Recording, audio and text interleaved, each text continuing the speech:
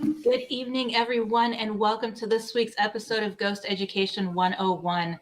I am super excited to be here today. Hope you guys had a fantastic 4th of July. I'm sorry, but my co host Philip Wyatt, he is under the weather, so he will not be joining us today, but you may see him pop up in the comments because he always likes to watch and see what's going on when he is not live with me. But today, I have a very special guest. I have Blake Best joining me. He's author, composer, screenwriter, and actor. I think I got them all. You're a jack of all trades, so I love that in people. So yeah, welcome to the show. How are you doing? I am good. Thank you so much for having me. That was an impressively awesome intro. I loved that. Yeah, Philip does a great job with that. He's done. We've been doing this. We started doing the show when COVID first started to kind of get more information out there about the paranormal, and he makes one every year because the previous ones he's done had the year in it every year, and he's on top of it. More so than I am. He lets me do the research, even though he does research on his own. But we have a lot of fun. It looks like fun. I'm super excited to be here. I really am. Thank you for having me. No problem. I just wish he was here because he's the one who's always full of questions. I kind of like just fly, and go with the flow is how I do things. Um, but thank you, Sylvania, for watching us. And if you guys have any questions, please make sure you ask them. I do have a list of some questions that will get started. And our show usually runs anywhere between an hour to 2 hours. So as long as you guys keep the questions rolling in, we'll stay on live until we're done. But the one question I do have first is, Blake, could you let everybody know a little bit more about you? And I'm kind of curious as to what got you started, because most of the stuff you do is horror related. That's very true. Even the one nonfiction book I did was focused on a horror film and the making of. So yes, I've sort of found a home in horror, and it's really a fun place. Actually, it's the funniest thing. I tell fans all the time. They ask me why I do the conventions, and I'm like, because this is where I feel like I belong. There's a strong sense of camaraderie and a lot of openness, a lot of enthusiasm, and just a love for the source material, whether it's horror books or horror films or video games that have elements of horror or anything like that. So I just kind of feel like that's where I'm supposed to be. I got started early on. I come from a broken home. My mother married an abusive man. It was my stepfather, and I quickly learned growing up that things were not, going to be normal for me. So whenever I saw something or read something that was scary, I kind of allowed that to sort of take me into that place and sort of forget where I was for the moment, as it were, and get lost in whatever book or whatever film or whatever it was I was interested in. As far as the entertainment side of things, my father, my biological father, was studio guitar player, and he toured with Chet Atkins, Vince Gill, lots of country, lots of gospel, lots of classic rock. And then my cousin James Best was an actor. He was on the Dukes of Hazzard. He played the sheriff, Roscoe Coltrane. So I kind of got started early on in growing up with family connecting me to the entertainment business and kind of seeing not just the musical side of things, but sort of what it's like behind the camera too. Being in front of the camera is one thing, and I love being in front of the camera. I'm a classically trained actor, but I found that I really enjoy being behind the camera too, like screenwriting, giving stage directions, assisting with producing, and doing things like that. So I started out acting very young, and then once I felt like I could make the transition over, I started working more behind the scenes and screenwriting, consulting, producing, scoring. I'm a classically trained guitar player. I play guitar, keyboard, bass, mandolin, violin. I sing, and I kind of I know that I sent you a super abundance of music, and I'm sure that I Oh, I've over-indexed. loved it all. I appreciate And I will be sharing that on our page if it's okay for people to, it. or at least Absolutely. find where to find you, at least. Absolutely, Okay. yes. That album I sent you is one I just signed another record deal for the third time in my life. Usually that only happens once. The first time it happened, I was like 19 or 20, and then it happened again when I was about 24, and then I retired and focused on writing, and then as luck would have it, at 37 years old, I signed a third deal. So I said, sure, as long as I could do it on my terms. Right. Yep. Congratulations. And that's the hard part, is doing things on your own terms, because I've discovered that even with filming documentaries, in the paranormal world, it's like, you see so many of these shows for entertainment only, and it's like, well, that's not really how it's done. Right. Yeah, there's so much more to it. So many other levels that people don't realize. And I think that's why I love shows like your show, Mhm. like this show, like getting behind into what makes up something like that, and Mhm. the education part of it. Because if you go into a situation like that, it doesn't matter what it is, whether it's a haunted location or on a film set or in a music studio or wherever, and you don't have any idea of what you're getting into, then everything is stark and new and disconcerting and confusing and sometimes uncomfortable. But if you educate yourself some on things, then you're not walking into it completely unaware, and that's Mhm. important. Education is so important. So. Yeah, exactly. And you had mentioned briefly, real quick, you like going to the different conventions. Have you ever been to the one, Phantasm, here in Orlando? I have not. My agent actually sent for the past 3 years. My agent has been sending correspondence back and forth, and it just so happens that every year I don't end up getting to do it. This will be the third year that I've asked. I asked to do that, and then I asked to do another one called Spooky Empire. I Spookala think. or Spooky Empire? Yes. Yeah, Yep. but I have done them all over the country, and that's Florida is just the one place that, and some of the other places on the other side of the coast are just places I have not been able to Mhm. get. So I'm hoping once the new book comes out and everything already has started to really kind of blow up again, uh, Mhm. and I'm hoping that will push them into doing it, because something I've noticed is, because I've done 8 or 10 movies, and it's usually with big name horror actors, things, people like Kane Hodder, Robert Englund, and so on Mhm. and so forth. I feel like if I'm not in front of the camera sometimes and I'm working on the books, it feels like sometimes they're more interested in wanting to have someone that's more in front of the camera, even Mhm. though I do have a very unique job outside of this. I own several props from the original films, and one of my jobs is to care for them and take care of Mhm. them. I take them with me from show to show. So if you see me at Phantasm or Spookala or Spooky Empire, you'll get to see the original Freddy glove. You'll get to see the Mhm. prosthetics, the sweater. I've actually got all that stuff here with me. If you decide you all want to see it, anybody out there wants to see it, I've got it all. So Oh, that'll be great towards the end of the show. Would love to see some absolutely. of that myself. But yeah, I was asking because I attended, as a guest last year to, Phantasm, and they're How having was me it? Did you back have a again good this year time? as an author. Did you have a good time? Oh yeah, yeah, we had a blast. They started a new paranormal track with their, panel discussions and everything. So they had me do some different panel discussions, and it was a lot of fun. So Oh, looking forward to going back this year. here's hoping. I Yeah. keep hoping. I'm hoping once the new movie comes out, and once Mhm. obviously He Comes to Kill has already made the circuit, and it's been released in Mhm. theaters. Now it's on Blu-ray and DVD, and I'm in a whopping 10 minutes of that. The first 10 minutes, I won't give a whole lot away, but I'm sort of directly responsible for setting the bad guy free to go on his killing spree. But that'll be Mhm. where I leave it, because it really is fun. It really is fun to watch. The effects Mhm. process was not fun. Getting casted and having chest hair ripped out and everything else to put these appliances on was not fun. But I love the film. What happened with it turned out great. Mhm. It was really a lot of fun. So. Yeah, and actually, that brings up a question that I just thought of. Is I know when I filmed the documentary we were in, it took me several weeks, if not a couple months, before I dared to watch myself. Do you enjoy watching yourself on the screen, or do you kind of hesitate from it? To be honest, not really. I really don't watch myself as much. It's because, well, growing up with my family being in the business and everybody knowing who they were, like, I don't know. I never got a chance to really ask them what it was like if they watched themselves. But Mhm. a lot of people that I've met in the business and that I've worked with, they will, but it's not the first choice. They prefer to get out there, do it, and then, maybe go see a screening or something like that. Like, I have done that kind of thing, but Mhm. on a regular basis, no, I do not Okay. watch it myself. Yeah, the only reason why I ended up watching it is because I was called out on it on a podcast asking about that. And I'm like, I don't know. I didn't want. I filmed it, but I didn't watch it. So that kind of led me to having to watch my own, documentary that one time.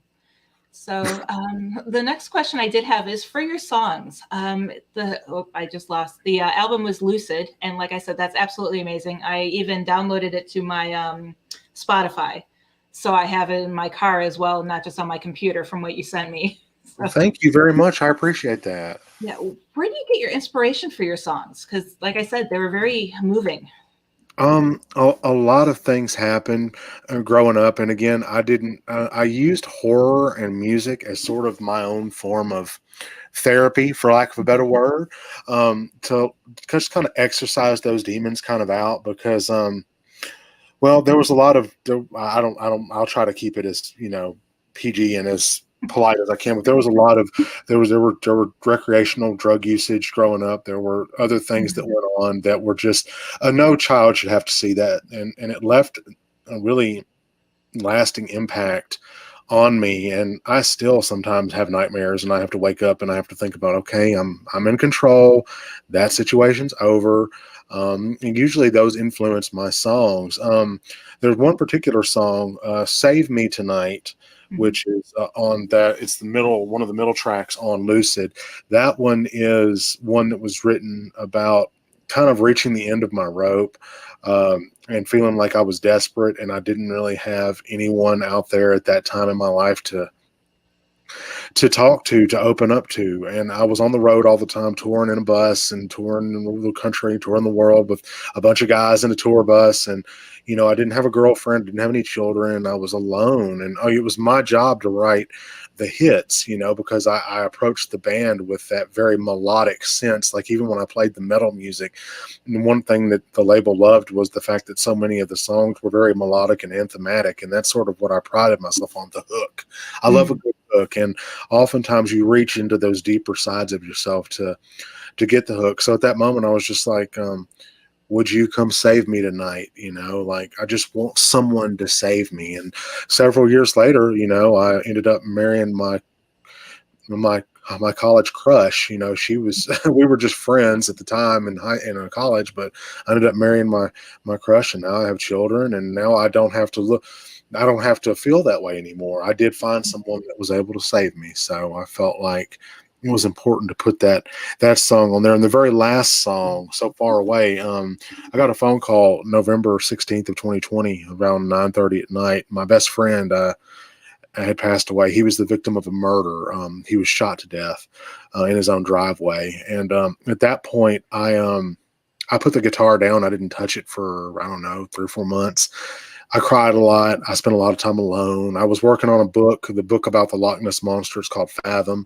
I was in the middle of writing that one when it happened. And then I just I powered through it and finished it because I was 3/4 of the way finished. But then after that, I took a break, and I just wanted to put life into perspective because he and I had been best friends since we were 6 years old. We went through elementary, high school. When I signed my record deal, he was the first person to come over and throw me a party. When I put my first books out, he was the first person to go buy dinner and bring it home and celebrate with me. And he was there for the birth of my children. And then he wasn't anymore, and it was sad because, to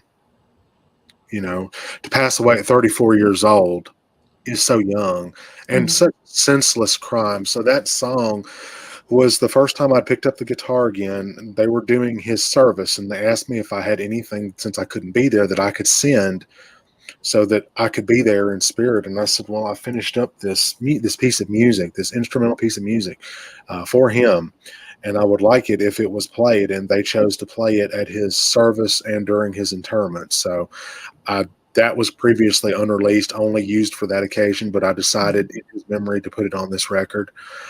It's the last song, and I think it's a fitting last song because it is a very delicate, very, very poignant piece of music, written entirely on acoustic guitar, played entirely on acoustic guitar. And it was my way of trying to grieve and put that part of it behind me and remember him for what he loved, which was music and monsters, and to try to put that behind me so that I could move on with life. Never, of course, forgetting him, but being able to move past. And if you pick up any of my actual paperback books, there's a dedication to him in the back of each one. That's something that I'm going to do until my final curtain is called.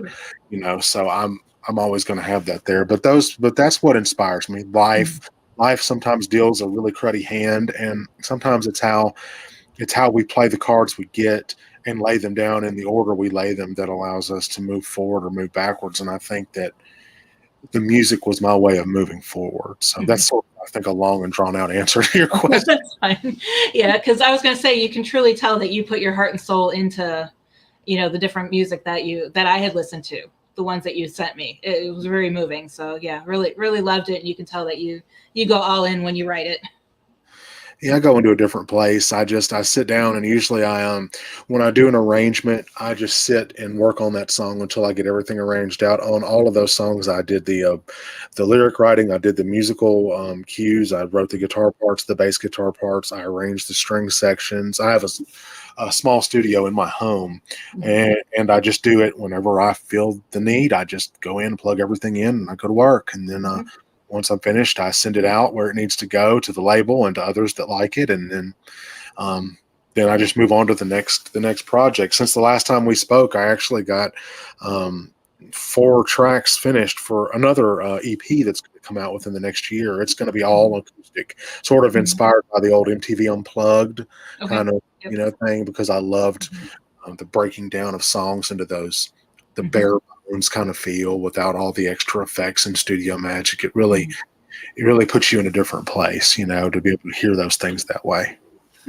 Cool. Looking forward to that one. That sounds really cool. I lost my next question. Okay, sorry. When it comes to acting, screenwriting, and all the long list of things you do, I thought I had a long list of things I do.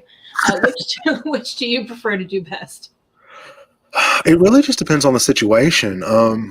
Sometimes I end up doing multiple things, like on this new film, which is it was inspired by someone who was a fan of my books. They have a production company called Dark House Entertainment, and they actually had brought me on to the film that I did in 2022 called He Comes to Kill, where I played that not so nice prison guard that sets the maniac free.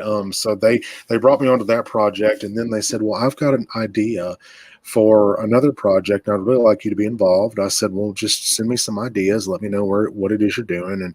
And the founder of the company was a big Nightmare on Elm Street fan. Of course, David Brandon is the writer and director of the film. He's a big Nightmare fan, and he's actually one of the few people I've met in person that owns every version of every book I have, first print, second print. I was like, oh my goodness, that I don't know whether to run away or to say thank you and give you a hug. I don't know what to do here, because some of the cover art on my other works before was like, oh, he got the super first edition. I don't even have one of those. Where did he get those? So I was like, okay, he's a fan. And I sat down, I was like, well, what is it you want to do? He's like, well, I want to do a film that is inspired by your work in the field.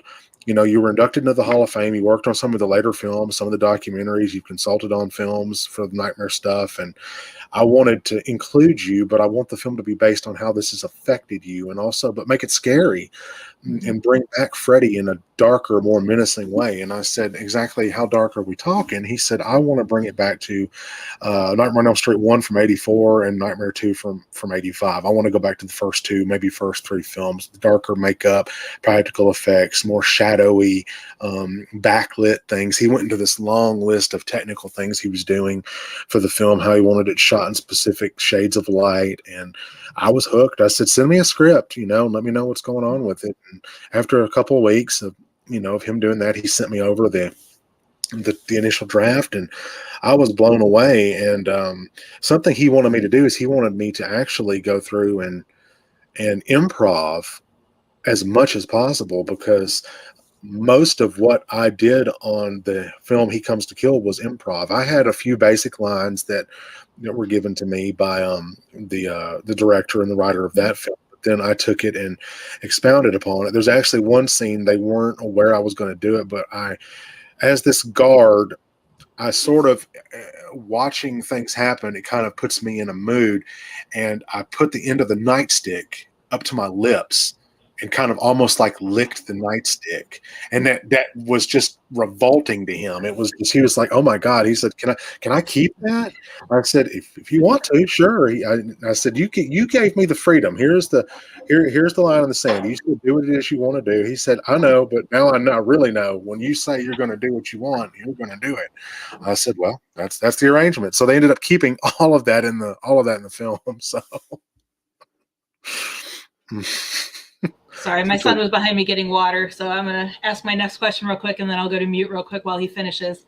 In one of the books I read, I believe it was Behind the Screens. Is it true that they really wanted to replace Robert Englund?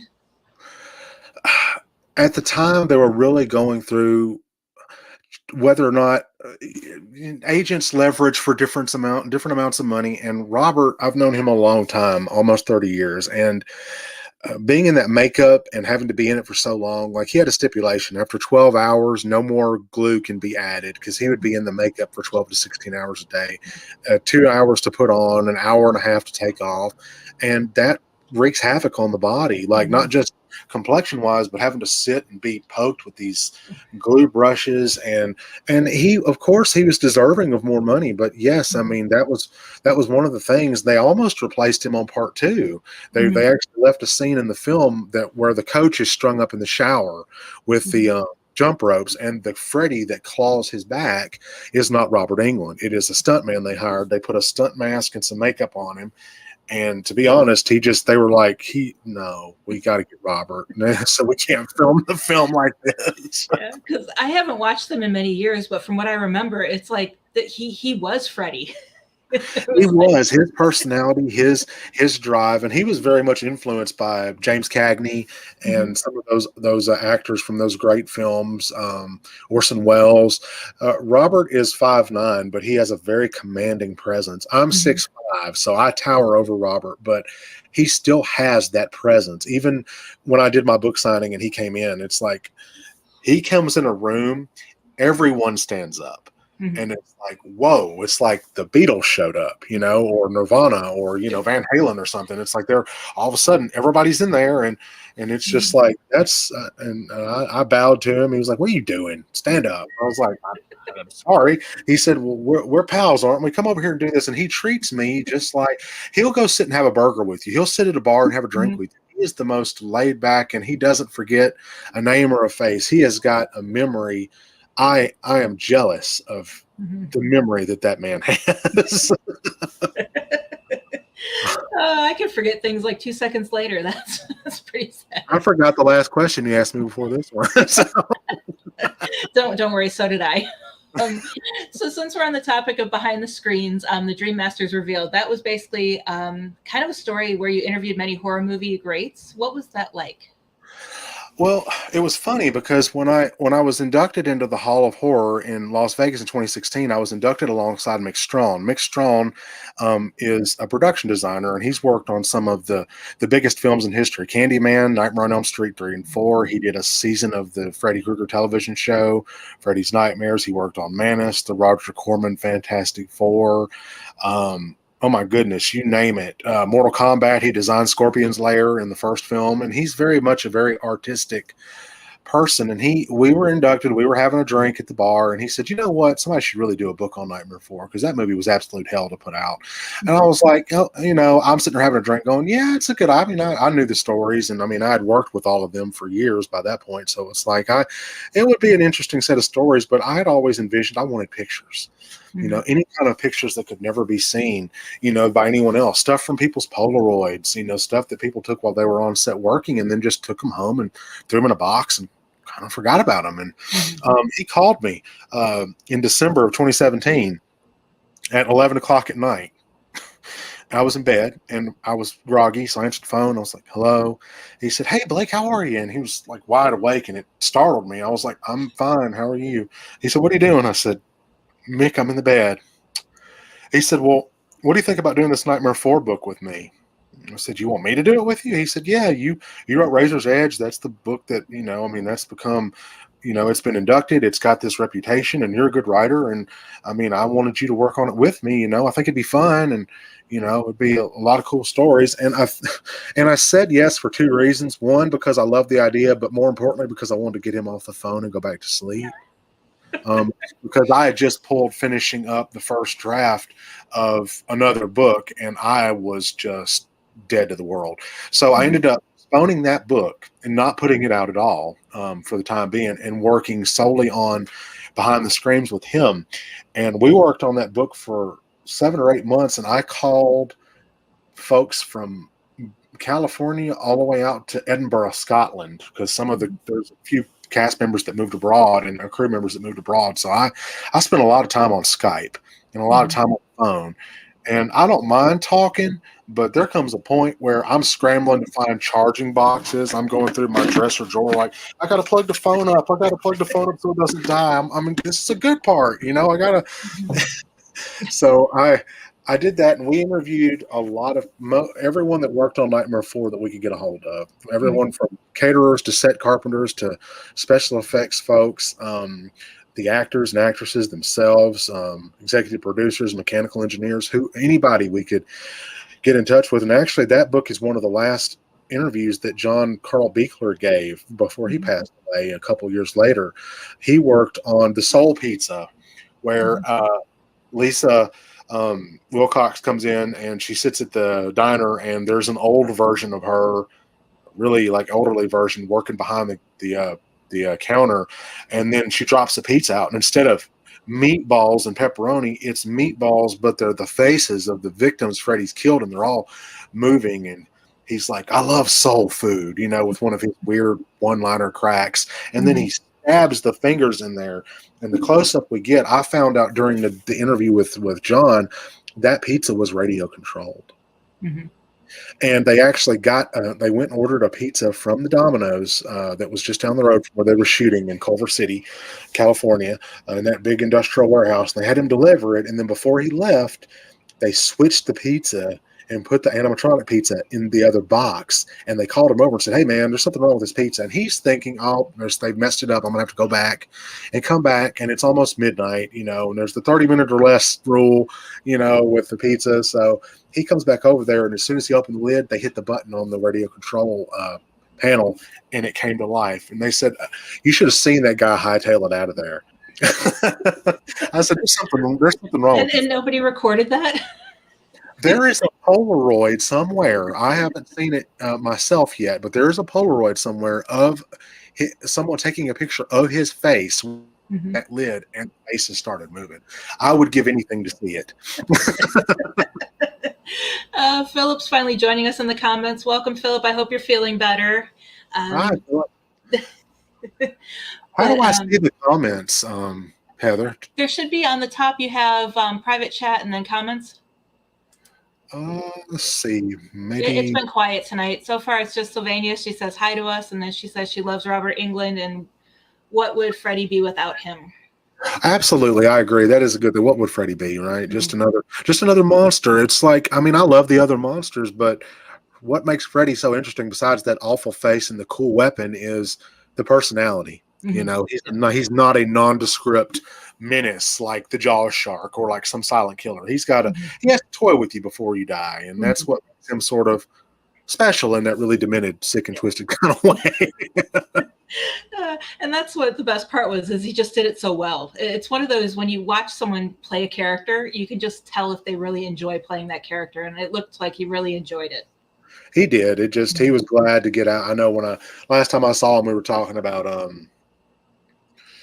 gardening. His wife's starting a garden. She was planting some new vegetables and stuff, and we were somebody walked up to him to talk to him about something, and I was like, yeah, that makeup's something else. He's like, it is. And for years after this, I woke up with these little latex Freddy boogers on my pillow.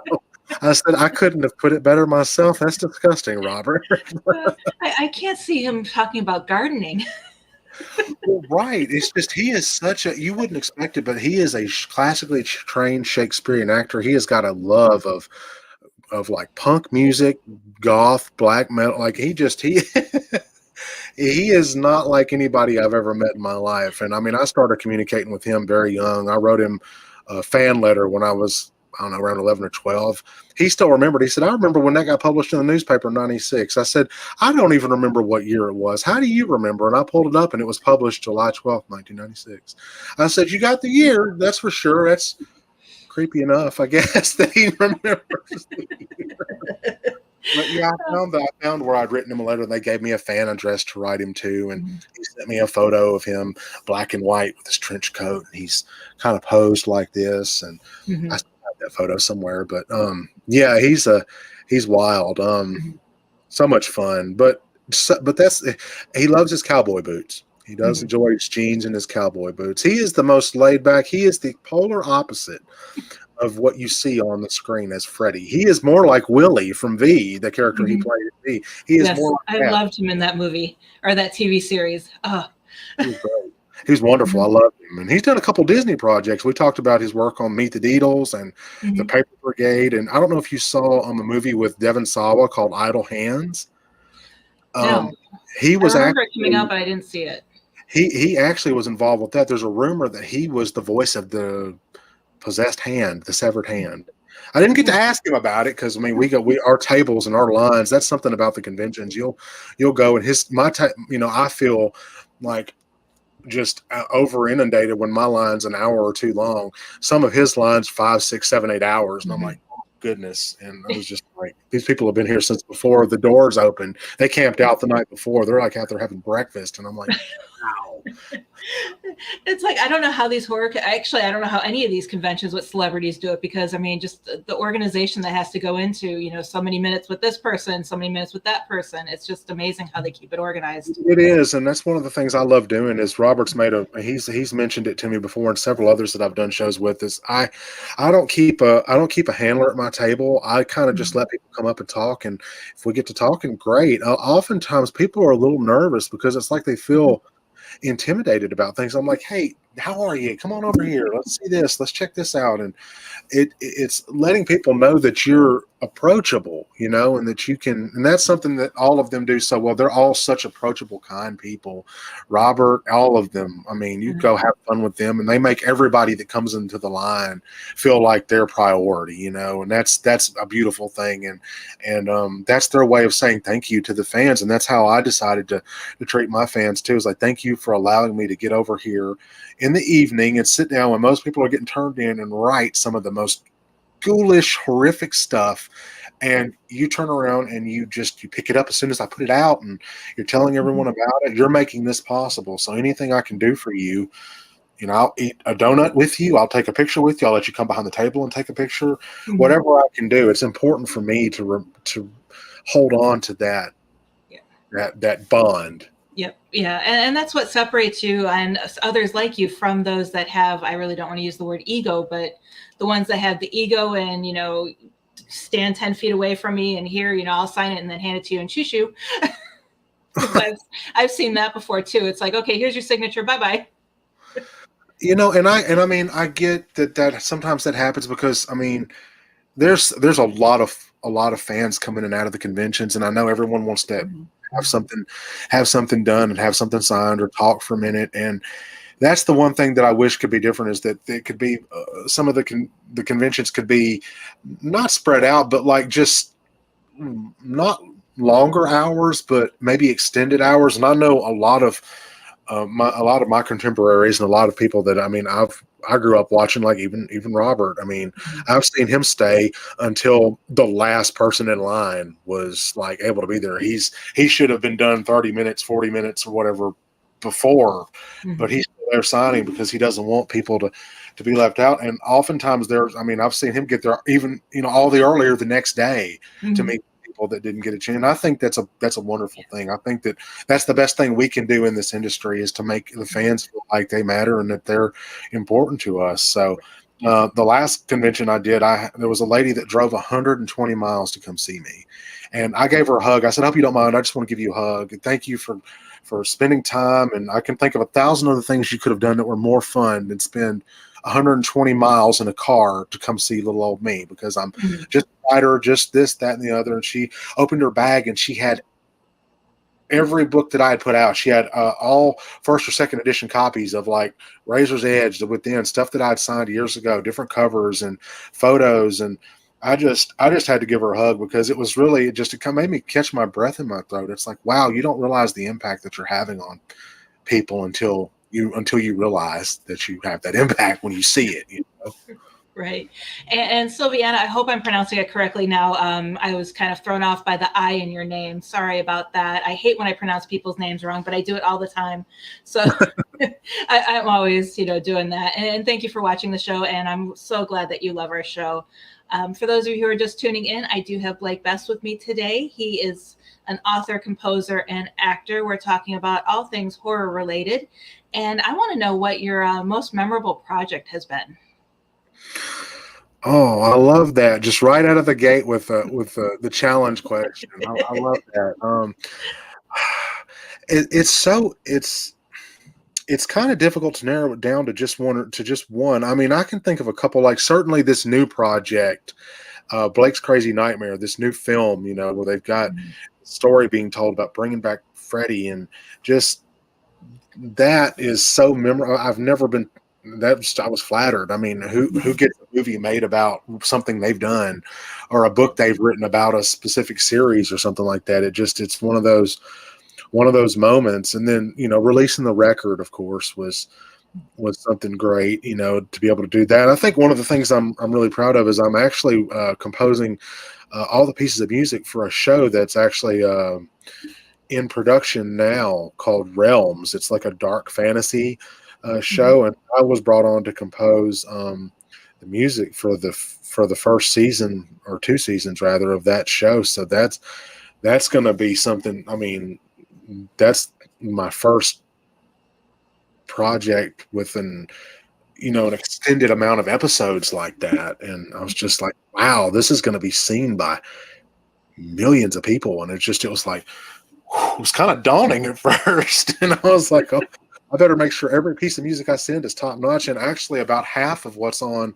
that album that you have in your email, or the one that I sent you, about half of those tracks are actually going to be featured in that. So that was really cool to be able to release the record, but still people that may not be able to get the record, they'll be able to hear it in another form on this show once it comes out and everything. So that was really cool. There's been so much going on.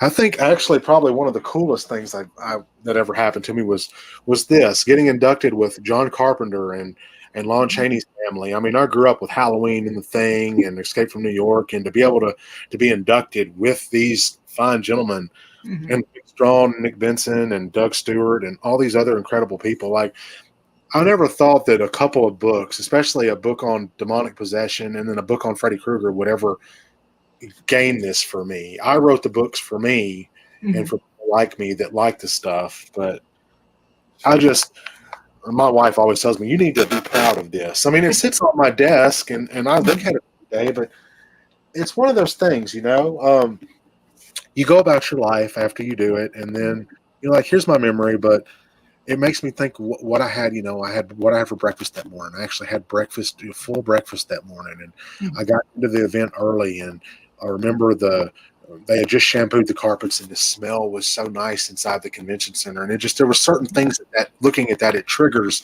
all these other things. So that's certainly one of the most things I'm proud of, is being an award-winning inductee into the Hall of Fame in Las Vegas and Sin City. It's the perfect place to go take a horror book, right? Yeah, I lived out there for 7 years almost, and yeah, perfect place for a convention like that. And here's another question that I'm going to throw your way. That is, what is your favorite horror movie and horror character? I know it's like picking your favorite child. I'm sorry. Yeah, I can't do that. I love both my boys, but no, well, to be honest, I mean, the first thing I ever really saw horror film wise was I'd gotten grounded for some petty something. My stepdad was a real piece of work. And I got sent to my room and I closed my door. And like any kid that, feels like they've been unjustly punished, I turned on the TV. I said, the hell with this. I'm turning the TV on.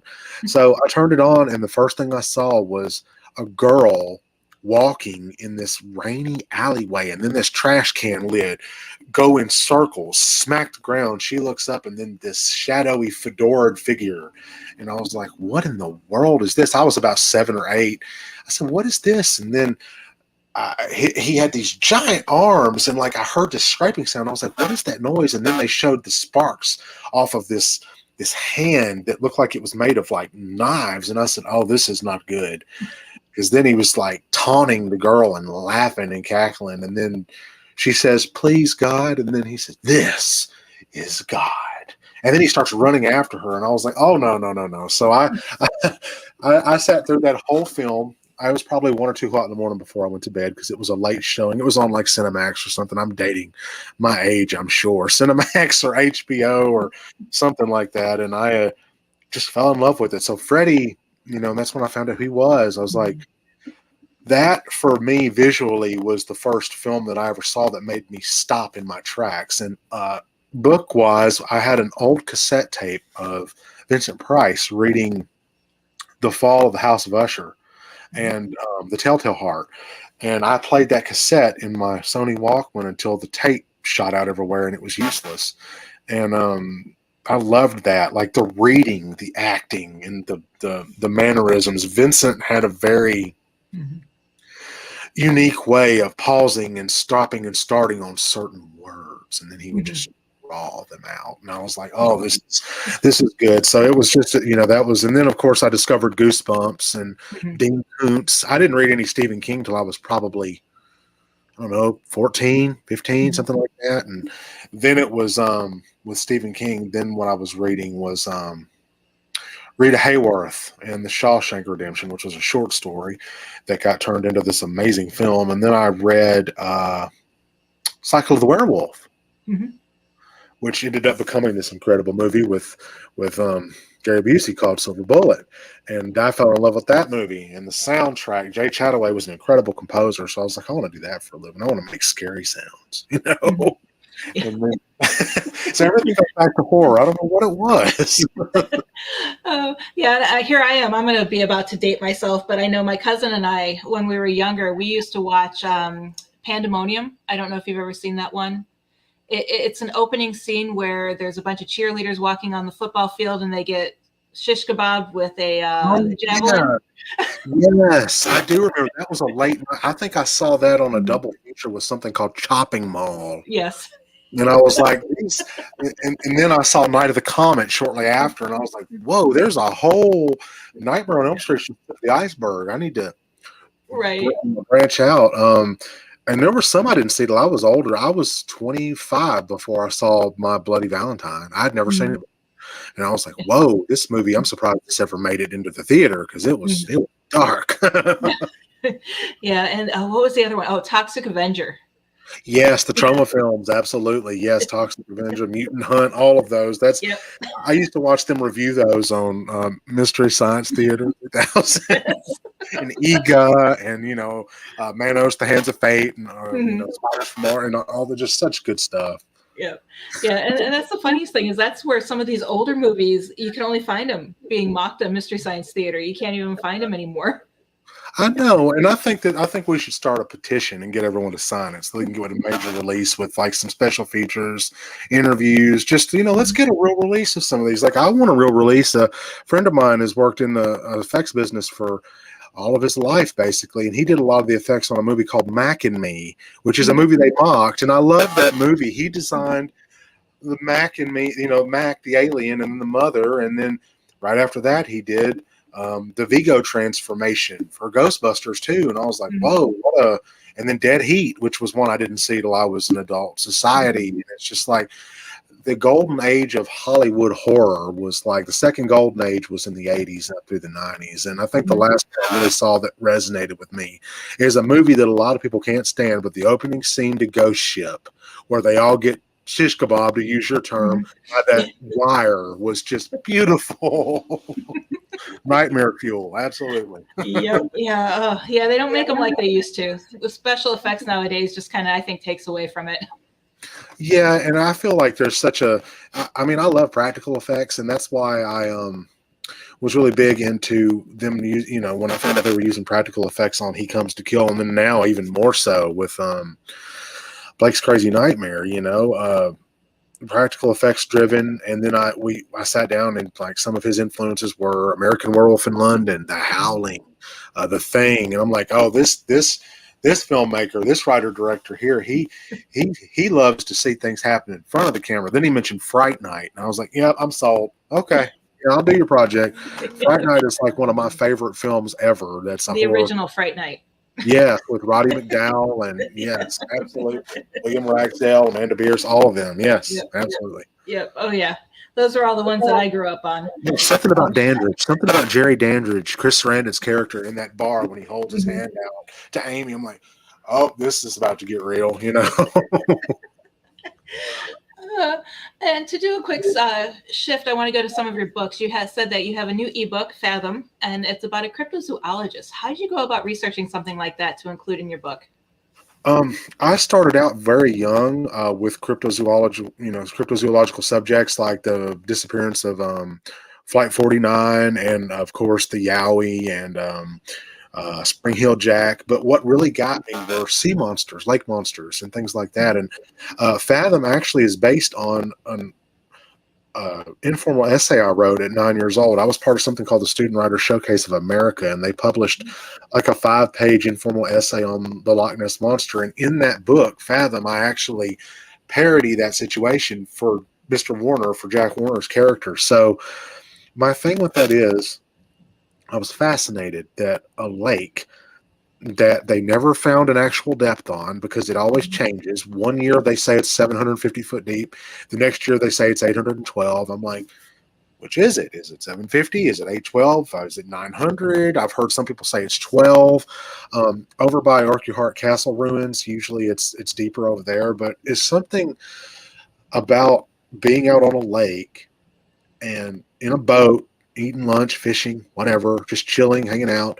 And the idea that something is swimming just below the surface and you can't see more than 4 foot down because of peat, which is this inky substance that stains the water. So you're sticking your hands and feet in that water, you don't know what's in there. I mean, other than fish, and there's some eels and some other plankton, sea life and stuff like that, and ocean, lake life and stuff. But the idea that something like the Loch Ness Monster could exist is rooted very much in reality. In 1938, in the Indian Ocean, they had a group of fishermen snag up coelacanths, which were supposed to be extinct, and they found a whole nest of them still alive. 6-foot-long fish with spikes and teeth, and they were supposed to be extinct for something like 70 million years, and there they were, still alive in this remote part of the Indian Ocean. And for me, it's like if that can happen, then it's possible something like an elasmosaurus, a plesiosaur, or even a zeuglodon, which is a primitive snake-like whale. Something like that could exist and adapt. I mean, things are made to change.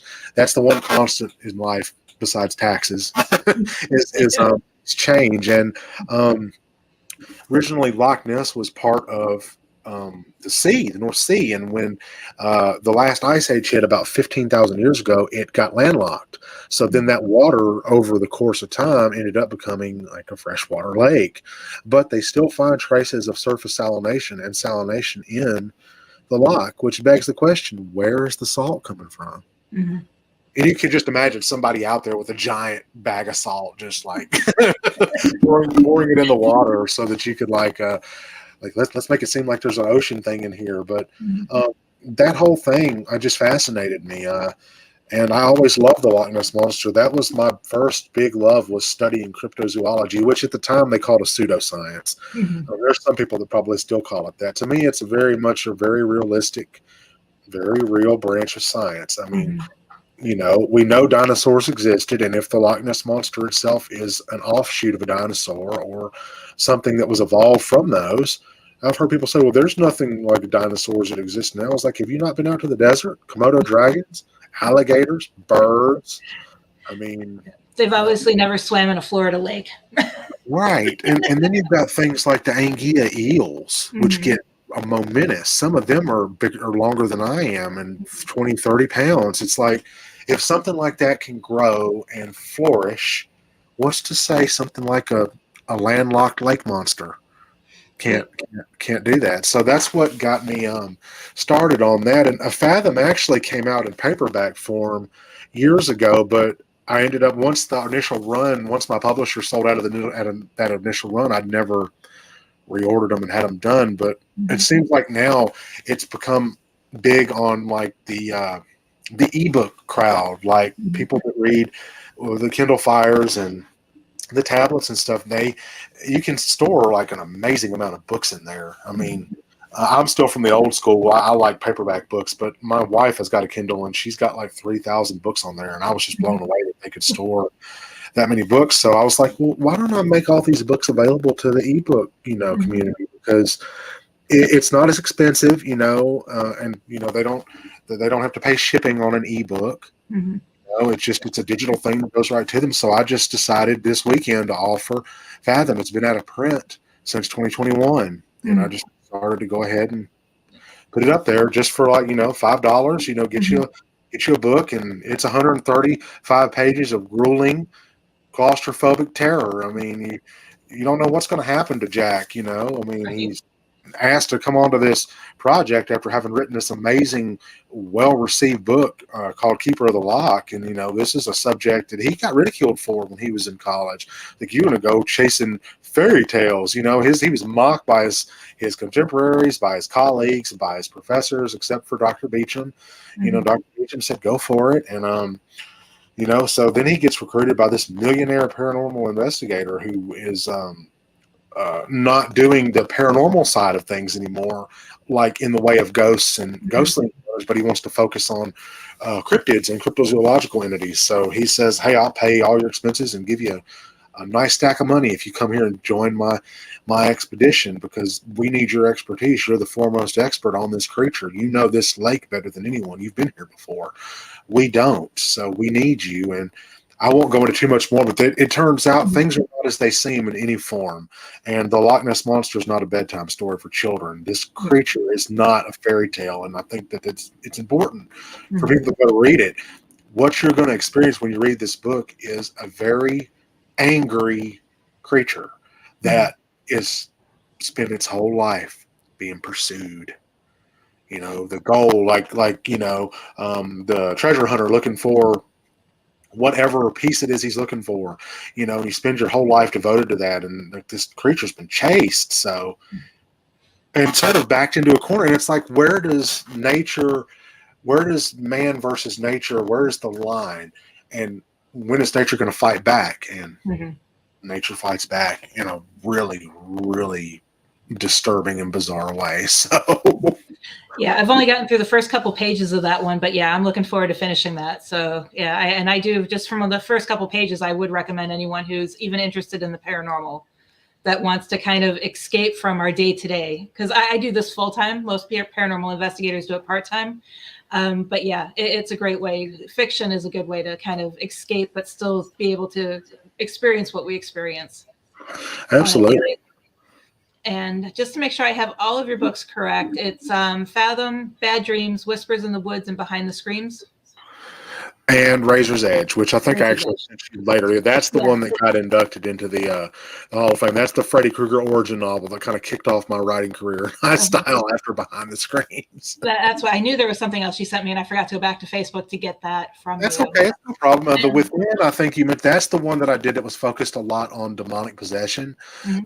And that, because that was a subject I'd never tackled before.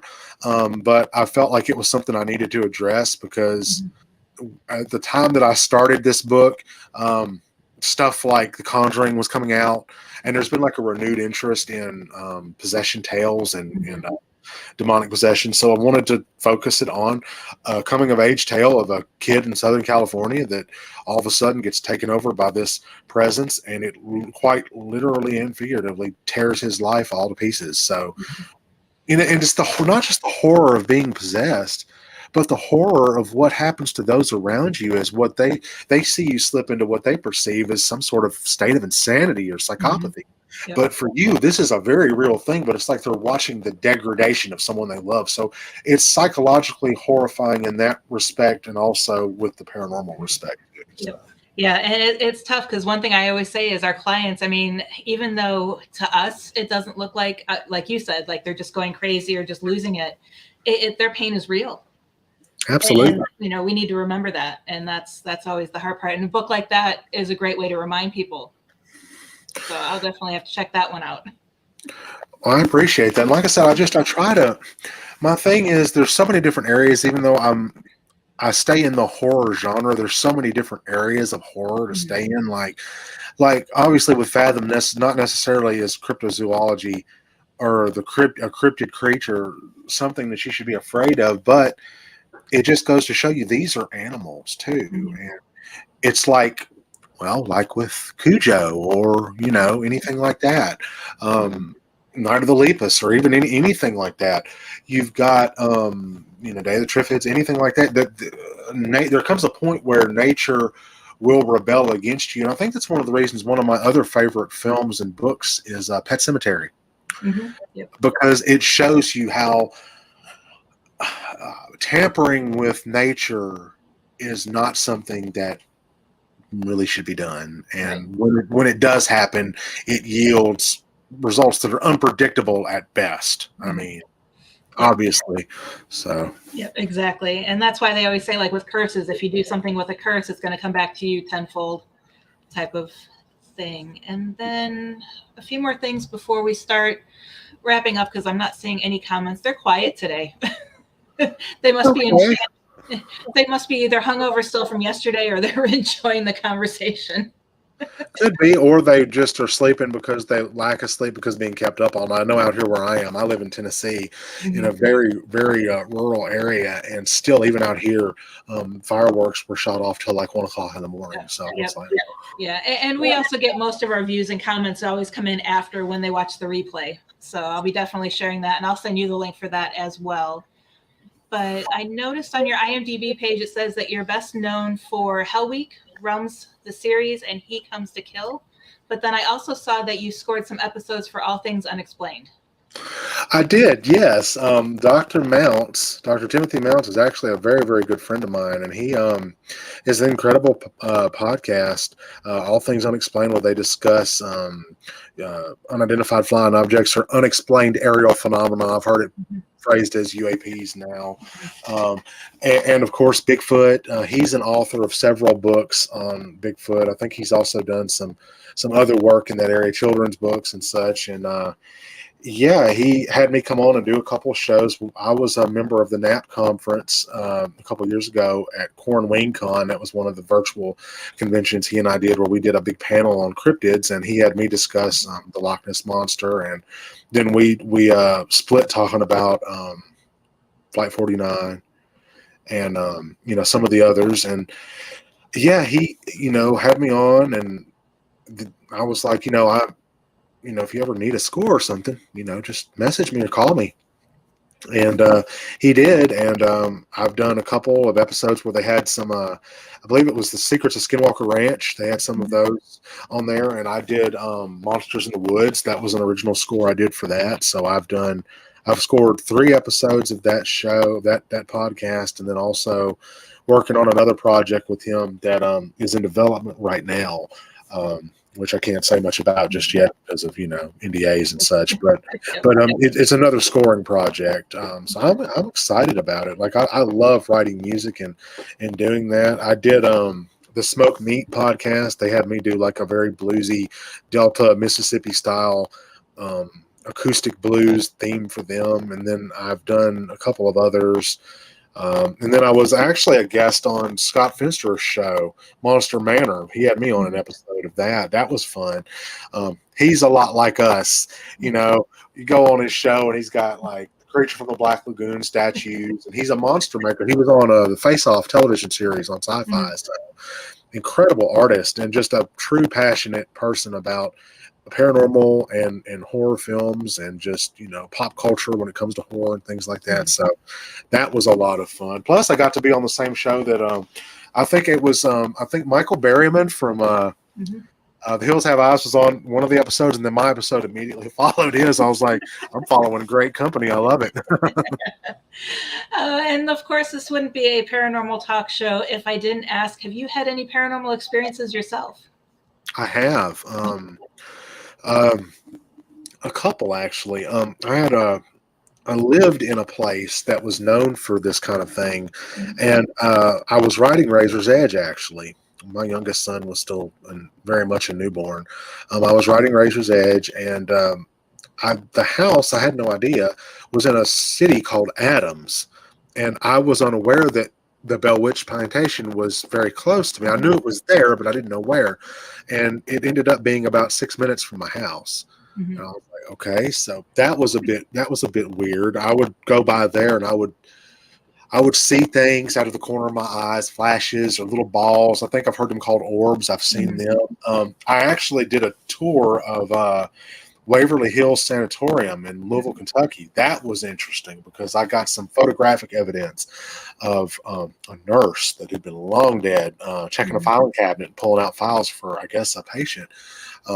And there was another nurse I saw that she had passed away, self-inflicted, hanging, when a doctor broke it off with her when she became pregnant. Yep. And she passed away just outside the children's wing. And that was a place that hospitalized patients that were fighting tuberculosis. So that was interesting. I think the scariest thing about that was the third floor, the elevator. There was no access to that, and I was curious because I was like, what's the story with the elevator? And the person that was leading the tour told me that in the 80s there was a man that lived in the actual building. He was a drifter, and he lived there, and he had a little dog, and there were night watchmen that worked there that would just see him they were on a first name basis with the guy, and they saw him every day. Well, there were a couple days they didn't end up seeing him at all or hearing the dog, so they thought, okay, he moved on.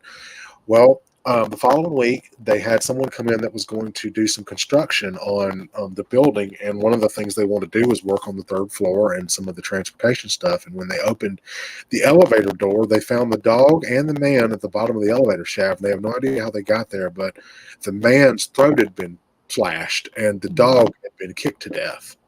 So they never did find out who murdered the man, but they say for years after that, there was an issue with the elevator. They had some teenagers break in and graffiti up some things in the early 90s, and one of them ended up being, I believe, hospitalized because he got stuck on the third floor, and he tried to get out, and the dividing space between the elevator and the hallway caught him. He was caught in it, and he couldn't get out. And then he was slammed up against the elevator doors, and he received, I don't know, several like different fractures, and he ended up with like a concussion and stuff. So that was a bit creepy because you could feel the energy inside the place. There was some very weird energy there. There was some sad energy, but there was also some malevolent energy. As far as personally, when my grandfather died, when I was a kid, right before he passed away, my uncle RC, his apparition came to me. He died in 1971 in a car wreck. I never met him. I was born in 85, and he died 14 years before I was born. But I woke up in the middle of the night, and there was a man in Navy dress, and he walked up to the end of the bed where my foot was, and he just went like this, and he patted me, and I think that was his way of telling me whatever comes is going to be okay. It's going to be all right. Something's going to happen and your life is going to change, but it's going to be okay. So I think that was what I consider a forewarning, because about a month and a half or so later, it was January 4th of 95, my grandfather passed away. He was the person I was the closest to in my family, and I was supposed to stay the night with him when he died, but I ended up coming down with some sort of like a stomach bug, and I ended up not being able to go. I think in retrospect, as I look back, that was the universe's way, in a weird way, of trying to steer me clear of having to have the unfortunate experience of waking up next to someone I love who is deceased. So I kind of always thought of it that way. But yeah, I have a strong belief in the paranormal. There are more things to this world than what we can see and understand. And I Mhm. think when we start closing ourselves off, that's when we become open to things that are not so good. Mhm. So I believe it's important to be honest and to keep your mind open and believe things can happen even if you can't see them. Because just like I saw a ghost, a man could be out fishing in Loch Ness and see Nessie break the Mhm. surface. And my experience is different from his, Mhm. but we've experienced something outside of our normal realm of understanding. And I think that if we acknowledge that, that's the first step to realizing there's more to this world than what the eye can see. Mhm. Exactly. Exactly. And before we wrap things up, you said you had some props that you were willing to show us. Yes, absolutely, man. That's the fun. See, you like the fun stuff. I like that. I'm curious. Okay, so I have some things I've been caring for. Foam latex is a material they used to make special effects makeup pieces in the 80s, and I have one of the last surviving stunt masks from Nightmare on Elm Street Part 1. This is worn by Tony Caesar when they set him on fire in Nancy's basement. You can see that Mhm. it's aged, and Yeah. but when I got it at auction, and I told from David Miller, I told him, I said, I'm going to take care of this. So Mhm. I've had it for about 6 years, and it's just disgusting, isn't it? It's got all the teeth and I was gonna say everything. it's disgusting, but it's so cool. It's very cool. I like it. And then I've got which I don't take this one out very much, but for the purposes, just because I'm excited for this show, I'm going to take it everywhere. I've got one of his screen used gloves from Nightmare on Elm Street Part 1. This Mhm. was the sequence when he goes into the bedroom, Nancy's bedroom, and he breaks through the mirror on the back of the door. One Mhm. of the blades had broken, and they actually brazed it and soldered it back on. And it's actually signed. They signed it for my birthday. So Robert Aw. signed it on the third knuckle. Tina, the girl that she always says, they always call me the chick that got drug up the wall, which is that's not an inaccurate description. Right. But they all signed it for me, and I told them I would keep it. And I've been taking care of it for about 7 years. And then Bill Forrest, the one I told you who did Mac and Me, he worked on Mhm. my before. He sent me his screen used script, and then the last surviving piece of Robert's Freddy sweater. They got tore apart by those little puppets that popped out. The Mhm. skull was ripping him apart. And there's a chain too. That's Tuesday night's death sequence chain. Like Okay. that's actually made of plastic, but in the movie it sounded like it was made of metal. But that was all the artists. But yeah, these are some of the prize pieces. The script signed by a bunch of the Mhm. cast and crew, and it's dated third draft revised April 12th, 1988, and that's the Wow. original. Wow. But that's just a few of what I've got. I've got Mhm. some other things, but they're posters and things from the screening. I've actually got it framed on the wall. It's a 14 by 27, so it'd be really impossible for me to drag it off Yeah, the that's wall. fine. Oh, that's perfectly fine. But oh my goodness, tonight has been a blast. Definitely loved chatting with you. Thoroughly excited for what you have planned. Is there anything that you have coming up that you can share, or is everything under an NDA?